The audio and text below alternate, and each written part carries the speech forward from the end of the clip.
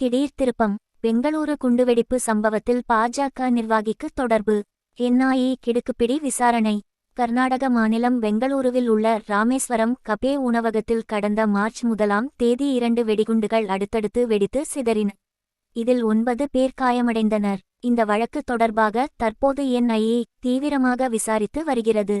இதுவரை 10க்கும் மேற்பட்டோரை விசாரணை வளையத்திற்குள் கொண்டுவந்து விசாரணை நடத்தி வருகிறது.